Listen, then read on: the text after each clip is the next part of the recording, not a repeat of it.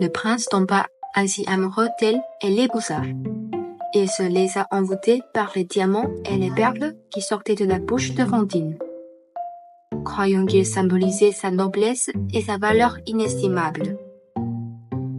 Fantine, d'abord plongée dans le bonheur, remarqua peu à peu que le regard du prince contenait moins d'amour et davantage d'avidité pour les trésors.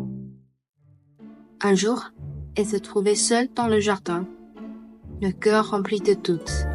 Lorsque le prince s'approcha d'elle, son regard brillant d'une étrange lueur, et lui dit « Fantine, aujourd'hui tu parles plus que d'habitude. Ces magnifiques bijoux que tu évoques, ne crois-tu pas qu'ils symbolisent ta noblesse incomparable ?» Fantine le fixa, un frisson de douleur parcourant son corps. Après un silence, elle murmura « Tu m'aimes pour ce bijou, n'est-ce pas ?» Le prince aiguisa un sourire froid, mais ne répondit pas directement. Il donna le temps et dit avec détachement Oui, ouvre-moi. Ces trésors sont bien plus précieux que tout le reste. Comprends-tu cela? Le cœur de Fantine se serra. Ses yeux se remplirent de larmes qu'elle retint avec force. Elle donna les talons et s'éloigna lentement vers le palais. Quelques jours plus tard, elle lui parla à nouveau. Mais cette fois-ci, il n'y avait plus de pureté ni de joie dans ses mots.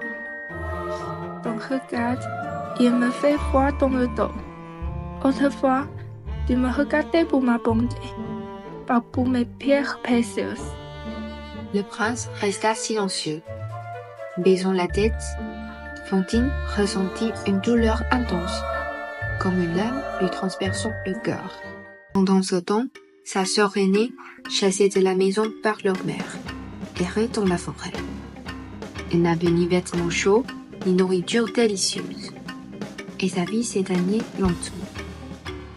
Une bonne fée, apercevant les souffrances de l'aînée, lui demanda avec bonté. Je t'offre une dernière chance de chasser.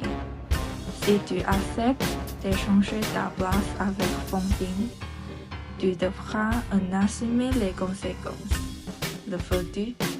Sa voix, semblable à un murmure tombé, portait une pointe de tristesse. Quoi? Bien sûr.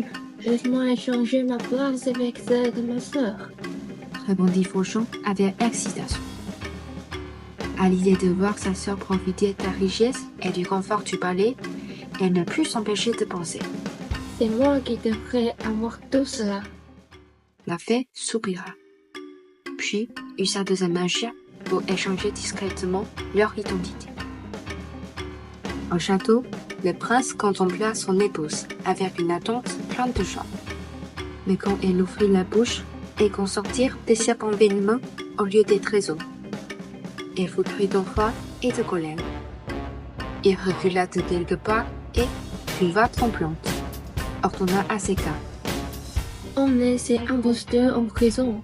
Je ne veux plus jamais la revoir. Voyant la politesse et l'avidité du prince, la fée décida de le punir à son tour. Désormais, lui aussi cracherait des serpents venimeux.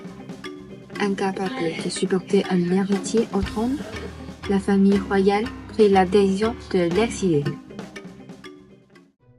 Après l'échange d'identité, Fantine se promena joyeusement dans la forêt. Sous ses pas, les feuilles mortes brillaient comme de l'or, et l'air semblait imprégné d'un doux parfum. Soudain, elle aperçut une petite cabane enveloppée de lait. À l'intérieur, une lumière de bougie vacillait. Sur la table se trouvaient des délicieux plats, du thé chaud et un lit couvert d'une douce couverture, comme si tout avait été préparé pour elle. Remplie d'émerveillement, elle décida de s'y installer. Les jours passèrent ainsi, jusqu'au jour où un homme apparut et troubla sa tranquillité. « Y a-t-il quelqu'un ici ?» demanda un homme piécé en couvrant la porte. « Qui êtes-vous » répondit Fantine en le voyant, couverte de questions. Touchée par sa détresse, et décida de s'occuper de lui jusqu'à sa guérison. D'où venez-vous? Où est votre famille? Je ne sais pas, je ne m'en souviens plus. Fantine ne put obtenir aucune information de cet homme mystérieux. Au fil des jours, ils se rapprochèrent et tombèrent amoureux. Sous les soins attentifs de Fantine, l'homme recouvra peu à peu à sa mémoire. Il se rappelait son nom, ses passions et son foyer. Il s'avéra qu'il était Pierre, le prince d'un royaume voisin. Parti chasser, il avait été victime d'un accident. Maintenant qu'il était guéri, il était temps pour lui de rentrer chez lui. Finalement, Pierre prit la main de Fantine et l'emmena dans son royaume. Là-bas, Fantine, grâce à sa bonté et sa sagesse, gagnait l'amour du peuple. Ensemble, ils comprirent que le bonheur ne résidait pas dans la richesse, mais dans l'amour et le respect mutuel. Et ainsi, ils vécurent heureux pour toujours. Même si la vie offrait une seconde chance, le destin ne changeait pas si la nature profonde d'une personne restait la même. Fanchon et Fantine en sont les meilleurs exemples. On peut également voir dans ces histoires que le prince, peu à peu aveuglé par la richesse, finit par tout perdre à cause de sa cupidité. L'apparition du prince Pierre, venu d'un royaume voisin, nous enseigne que la véritable amour repose sur l'essence d'une personne et non sur les apparences. Ce qui compte le plus, c'est de se chérir et de se respecter mutuellement. Cette histoire nous rappelle qu'en réalité, dans n'importe quelle situation, seule une bonté sincère et le fait de se soutenir mutuellement peuvent nous mener au véritable bonheur.